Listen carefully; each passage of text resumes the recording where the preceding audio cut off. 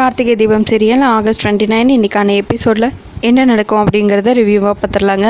எல்லாரும் கரெக்டாக கோயிலுக்கு கிளம்பிட்டு இருக்கிற நேரத்தில் தீபாவுக்கு முருகனோட ஞாபகம் வந்து சரி விளக்கேற்றி வச்சுட்டு வந்துடுறேன் அப்படின்னு சொல்லிட்டு முருகனுக்கு போய் விளக்கேற்ற போகிறாங்க. அப்போது ஐஸ்வர்யா ஊற்றி வச்சிருக்கிற பெட்ரோலால் தீபாவோட கையில் நெருப்பு பட்டுருது. என்னாச்சு தீபா அப்படின்னு சொல்லிட்டு கார்த்திக், தர்மலிங்கம் அப்புறம் அவங்க ஃபேமிலி எல்லாரும் ஓடி வர, ஒன்றும் இல்லை சார் கையில் நெருப்பு பட்டுருச்சு அப்படின்னு தீபா சொல்ல, சாதாரண விளக்கில் எப்படி திடீர்னு இப்படி நெருப்பு வரும் அப்படின்னு சொல்லி யோசிச்சுட்டு கார்த்திக் வந்து லைட்டாக அப்படியே கெஸ் பண்ணுறாரு. ஒரு வேளை இது அன்னி வேலையாக தான் இருக்கும் அப்படிங்கிற மாதிரி. அந்த டைமில் எல்லாரும் டைம் ஆயிடுச்சு, இது எப்படி ஆச்சுங்கிறத பற்றி அப்புறமா பேசிக்கலாம், இப்போதைக்கு நம்ம கோயிலுக்கு கிளம்பலாம் அப்படின்னு சொல்லிட்டு எல்லாரும் கோயிலுக்கு கிளம்புறாங்க. இன்னொரு பக்கம் அபிராமி மட்டும் மனசே இல்லாமல் அப்படியே நின்றுட்டுருக்காங்க. ஐஸ்வர்யா இந்த ஃபங்க்ஷன் எப்படியும் நல்லபடியாக நடக்கக்கூடாது அப்படிங்கிற ஒரு எண்ணத்தோடு நின்றுட்டுருக்காங்க. ஐயரும் பூஜைக்கு தேவையான எல்லா விஷயங்களையும் ரெடி பண்ணிவிட்டு அப்புறம் தாலி பிரித்து கோக்கிறதுக்கான எல்லா திங்ஸையும் ரெடி பண்ணி வச்சுருக்காரு.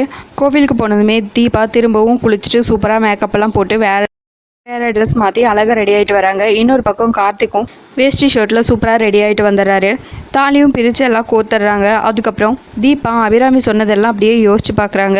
என் பையனுக்கு நல்ல அழகான நல்லா படித்த பொண்ணாக பார்த்து தான் கல்யாணம் பண்ணி வைக்கணும்னு நினச்சேன், ஆனால் அவனை நீ இப்படி ஏமாற்றி கல்யாணம் பண்ணிக்கிட்ட அப்படின்னு அபிராமி சொன்னதெல்லாம் அப்படியே ஞாபகத்துக்கு வருது தீபாவுக்கு.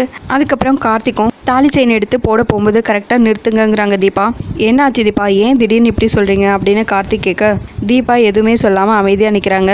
கார்த்திக்கும் லைட்டாக அப்படியே பழசையெல்லாம் யோசிச்சு பார்க்குறாங்க. ஒரு வேளை இதனால தான் தீபா இப்படி தயங்குறாங்களோ என்னவோ அப்படின்னு சொல்லி யோசிச்சுட்டு, தீபா இதுக்கு மேலே உங்களுக்கு எந்த ஒரு குற்ற உணர்ச்சியும் வேண்டாம், உங்கள் மேலே தான் தப்பில்லைன்னு சொல்லி எல்லார் முன்னாடியும் நிரூபிச்சாச்சு. இதுக்கு மேலே உங்களுக்கு கிடைக்க வேண்டிய அங்கீகாரம் கண்டிப்பாக கிடைச்சே ஆகணும். நீங்கள் யாரையும் ஏமாத்தலை, என்னையும் ஏமாத்தலை.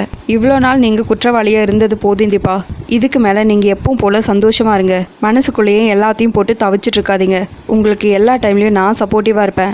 இனிமேல் நீங்கள் தான் இந்த வீட்டுக்கு மருமக அப்படின்னு கார்த்திக் சொன்னால் எப்படி இருக்கும்? அது மட்டும் இல்லாமல் இவங்க ரெண்டு பேர்த்துக்கும் இருக்கிற அண்டர்ஸ்டாண்டிங் இன்னும் கொஞ்சம் டெவலப் ஆகி கார்த்திக்கு தீபா மேலே லவ் வந்துச்சுன்னா எப்படி இருக்கும் அப்படிங்கிறத கமெண்ட் பாக்ஸில் மறக்காமல் கமெண்ட் பண்ணுங்கள். உங்களுக்கு இந்த வீடியோ பிடிச்சிருந்தா லைக் பண்ணுங்கள், ஷேர் பண்ணுங்கள், கமெண்ட் பண்ணுங்கள், அப்படியே சப்ஸ்கிரைப் பண்ணுங்கள். தேங்க்யூ.